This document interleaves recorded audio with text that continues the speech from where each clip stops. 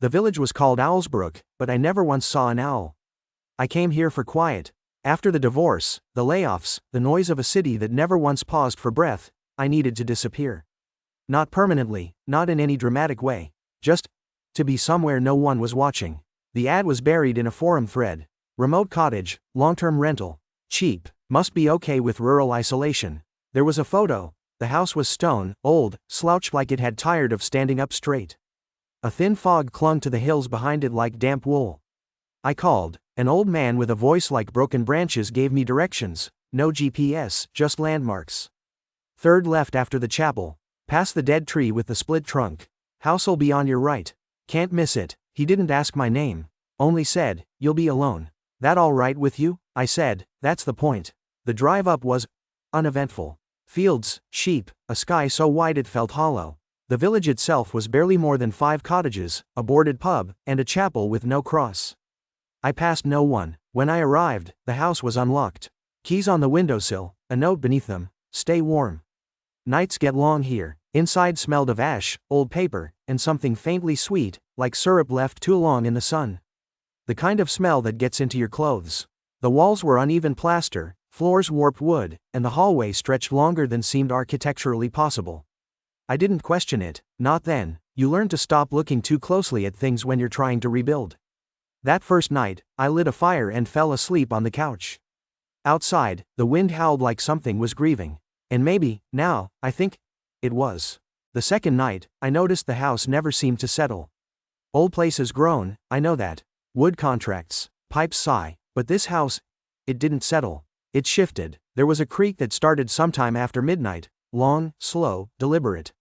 Like a footstep from a floorboard that didn't want to give itself away. Then silence. Then another. At first, I chalked it up to old bones. Mine and the houses. I was still adjusting to the isolation. No cars, no sirens, just wind, crows, and time dripping like water. But this creak, it wasn't random. It moved, from the far end of the hallway toward my bedroom. One step, then another, then stop. I got up. I didn't turn on the lights, didn't want to break the spell of half sleep. The hallway was narrow, just wide enough for a man and his shadow. Moonlight leaked through a crooked window at the end, painting the corridor in pale gray.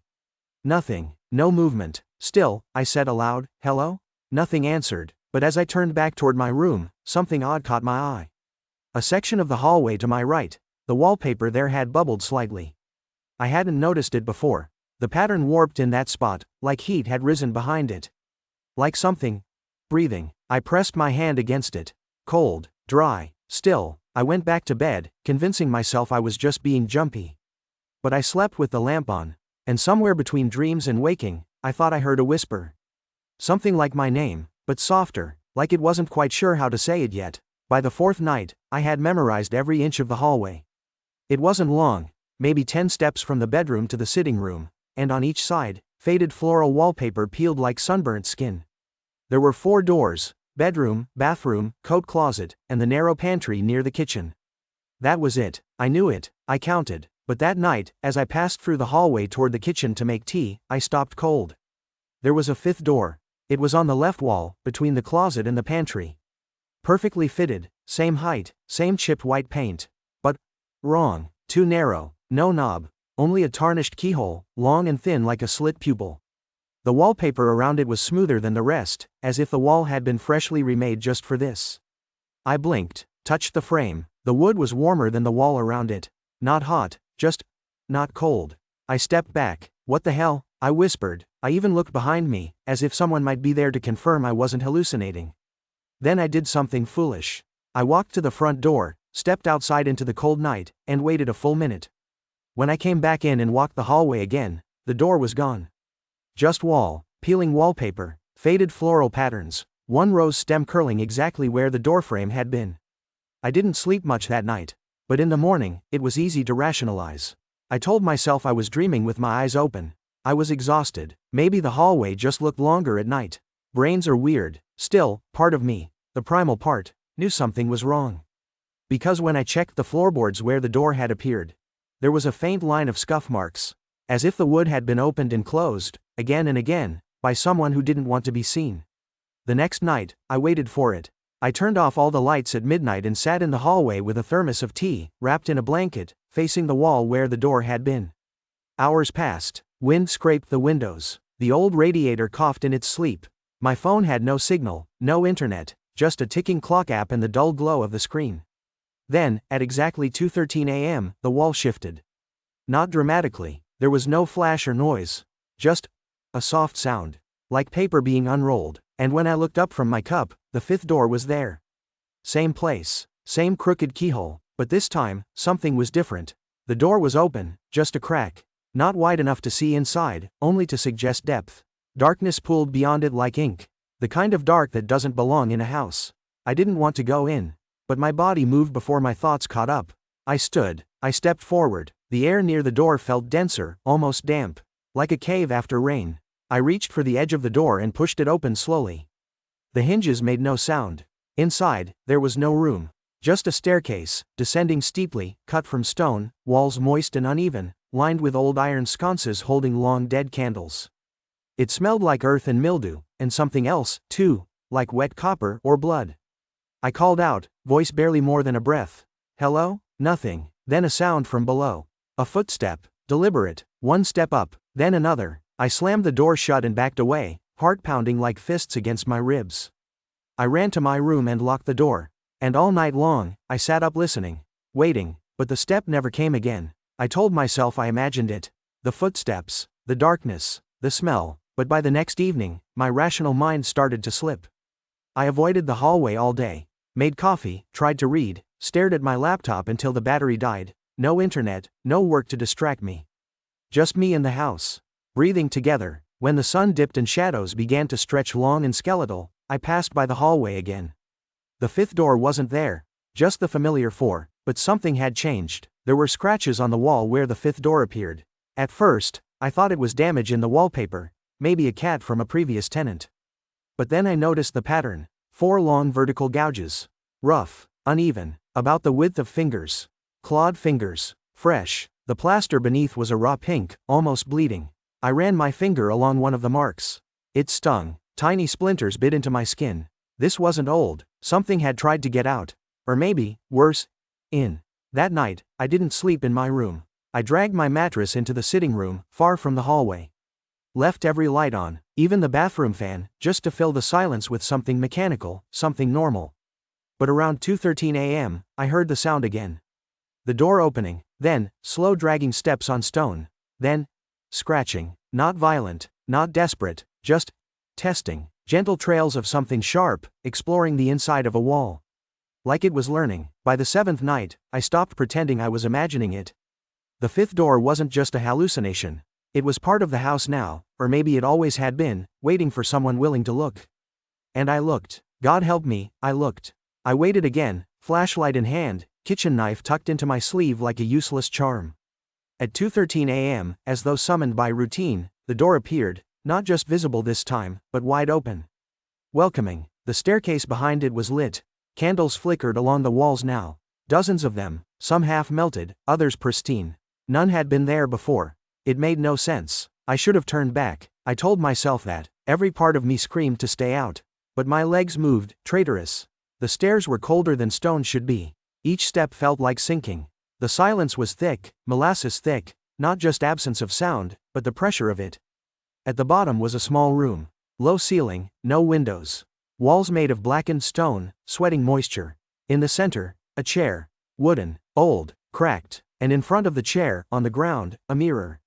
Not mounted, just resting there, propped at an angle, facing the seat like a cruel setup. I stepped closer. My reflection looked warped, stretched at the edges. The glass was dirty, not dusty, but smeared, as if someone had pressed their hands across it again and again. Then I noticed, there were fingernail marks on the inside of the mirror. Scratches, scores, a trail spiraling inward. I felt cold fingers crawl up my spine. I turned to leave, but the staircase was gone. Behind me, just a blank wall. No exit, no sound, and in the mirror, my reflection didn't move. I froze. The reflection sat still, me, but not me. Same face, same clothes, but its eyes weren't mine. Too still, too wide, no fear, just awareness. Like it had been watching me for a long time. Waiting. I moved my hand. The reflection didn't, it just stared. Then, slowly, it tilted its head to one side, the movement jerky, unnatural, like someone learning how to mimic being human. I whispered, "What the hell are you?" And it smiled, not wide, not cartoonish, just a small curl of the lips. Too knowing, too cold. I stumbled backward, bumping into the old chair. Something cracked beneath my shoe, a fragment of glass. I hadn't seen it before. A shard from a broken mirror, not the one in front of me. There had been another mirror in this room once. How many had come before me? I backed into the corner, keeping my eyes on the thing in the glass.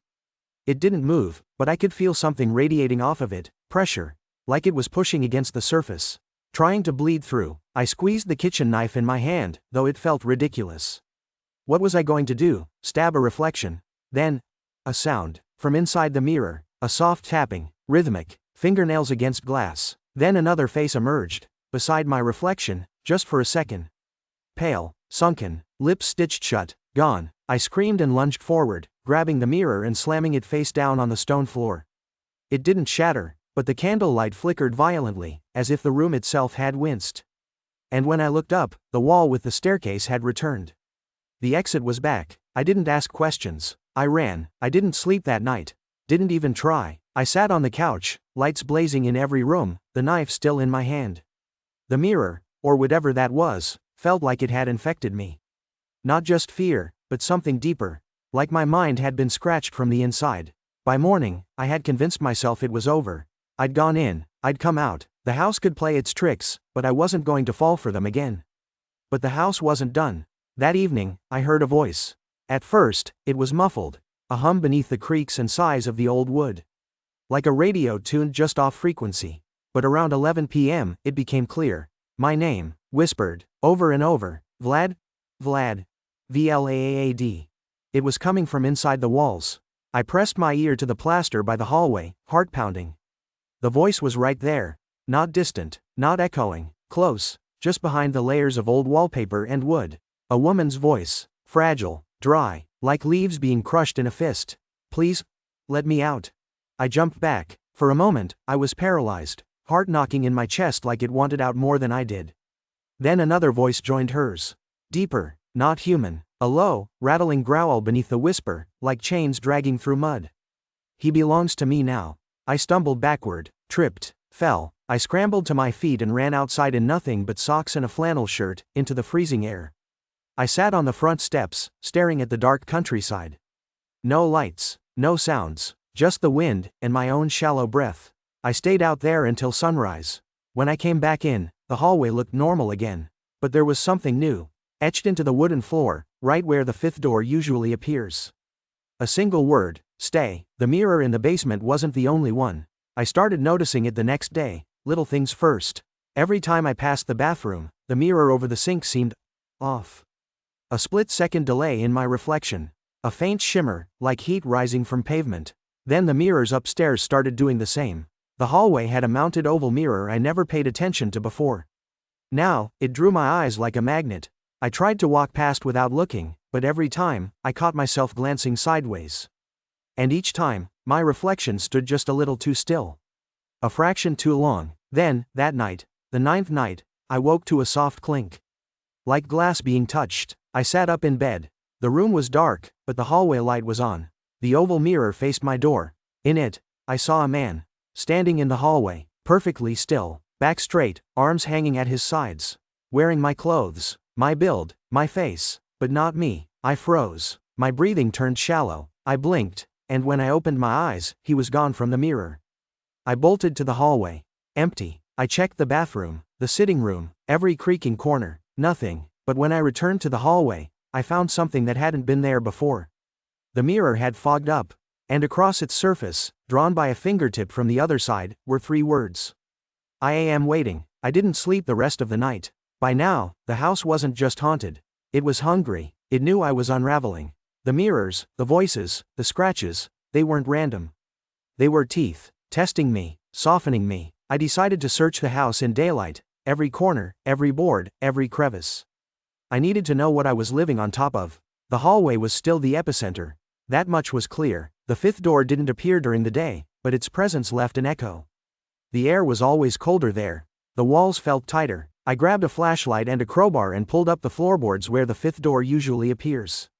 What I found wasn't pipes, wasn't foundation, it was a crawl space, much deeper than it should have been, and beneath the boards, tucked against the far wall, was a small, rusted metal box.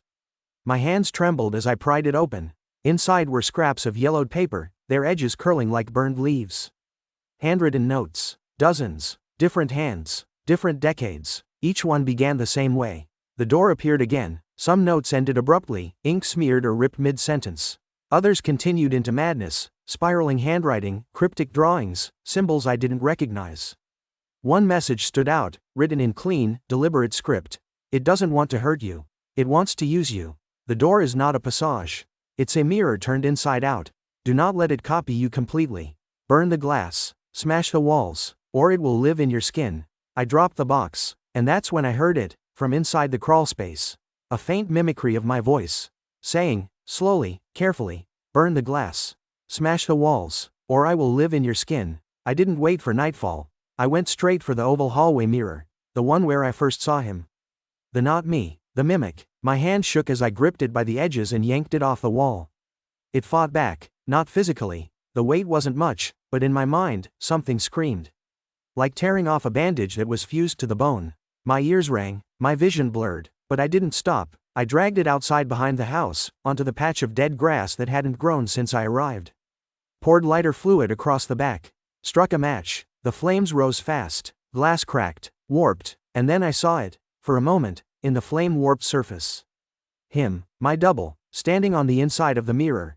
Not panicking, not afraid, just watching me, hands pressed to the glass. As the fire roared, his face melted. Not in pain, in transformation. Features shifting, stretching, twisting into something boneless and eyeless. And still, that smile, like it had been waiting for this. I staggered back, coughing from the smoke. And then, silence. Just fire, crackling, nothing more. I thought it was over. But when I returned to the house, heart still hammering in my chest, I saw something new on the hallway wall. The fifth door had returned. Only this time, it wasn't closed. It was wide open, and inside, at the bottom of the staircase, dozens of mirrors. Floor to ceiling, all intact, and in every one of them, the thing that wore my face was grinning. I backed away, slowly, carefully, but the mirrors didn't stay still. As I stared into that black, impossible room, the one that shouldn't fit behind my hallway, each mirror shimmered like disturbed water. The reflections rippled, warped, and then, they began to shift. Some showed me, others showed versions of me. But not quite. In one, I was smiling too wide, lips split unnaturally far. In another, I wore my old work uniform, but my eyes were hollow, leaking something dark. One showed me staring blankly, covered in soot, blood around my mouth. Another, just my silhouette, twitching and looping the same motion, tilting its head again and again, like a broken animation.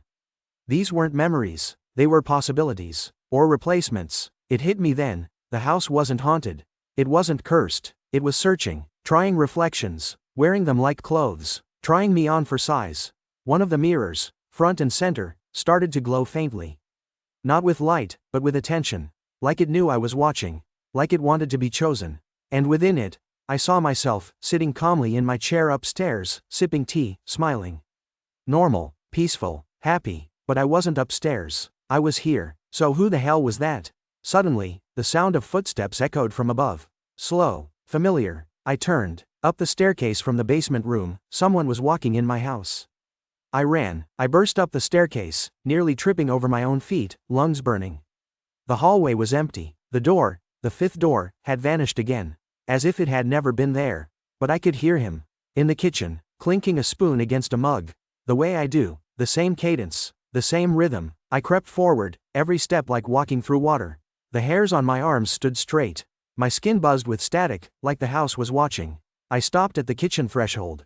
And there he was, sitting at my table, wearing my flannel shirt, my slippers, holding my mug, stirring sugar into tea, calm, familiar, wrong. He looked up and smiled, like I'd just walked in from the store. Hey, he said, you were out back? His voice was my voice. But softer, more relaxed, like it had been practicing how to sound better than me. I didn't speak. I couldn't. He stood up slowly and walked toward me, casual, like we were roommates. But there was something in the way he moved. Something liquid, loose, bones that didn't belong in a human body. He stopped a few feet away. tilted his head, just like in the mirror. "You look tired," he said. "You should rest." Then he whispered, too softly for ears, but my mind heard it anyway. "You've seen too much.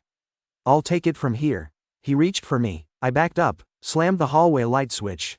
Nothing. Dead. I ran, out the front door, down the steps, barefoot into the dirt. But before I made it past the road, I turned back. He was standing in the doorway, watching me, smiling, and for a split second, just one flash of something inhuman, his face flickered. And underneath my face, I saw what it really was. And I can't describe it. Not in words, not without losing more of myself. I didn't go back that night. I slept in the woods, if you could call it sleep, half-conscious, trembling under tree limbs, dirt in my teeth, dreams full of mirrors and things with my face. When morning came, the house looked the same. Silent, innocent, like nothing had ever happened. But it wasn't the same. Because I wasn't in it anymore. He was. Through the kitchen window, I saw him. Making breakfast, toast, coffee, even humming, wearing my clothes like he'd been doing it for years. Even the way he scratched the back of his neck, it was identical. But I knew, deep down, I knew. It wasn't just one of them. The house hadn't made a copy. It had made many. The others started showing up that day. Not in the house, outside. At a distance. Shadows between the trees. Faces in reflections. I caught my own face staring at me from a puddle, not mimicking my movements. In town, what little there was, no one noticed. But I saw myself walking down the lane near the chapel. Different jacket, same face. And when I shouted, he turned and smiled. A slow, thin smile. Then kept walking. There are others now, spreading. Quietly, calmly, wearing the skin of those who dared open the door. I think the house is a threshold. A thinning place. A bridge between what we are and what watches us. And the mirrors? Not to see ourselves. To let them through. It's been 6 nights since I left the house.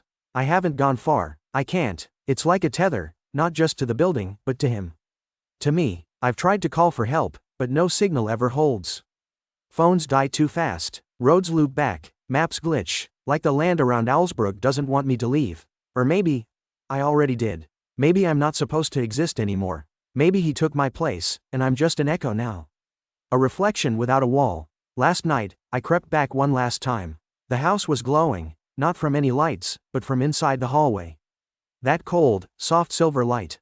And the 5th door was open. Waiting. No stairs this time. No room of mirrors. Just a hallway. Long. Endless. Covered in doors. Each one identical to the 5th door. Each one slightly ajar. And behind every one, I could hear breathing. Not loud. Not menacing. Just patient. It hit me all at once. This house wasn't built on haunted land. It was the haunting. A factory. A mirror maze. A place that prints us and sends us out. Not just me. Others. You've seen them. Maybe they've smiled a little too long. Blinked too slowly. Said your name when you hadn't told them. Made your skin crawl for reasons you couldn't explain. They're already here. They look like us. Sound like us. Live among us. But every now and then, if you catch them in a mirror, at just the right angle, you'll see the difference. You'll see that they never blink. And they're always watching.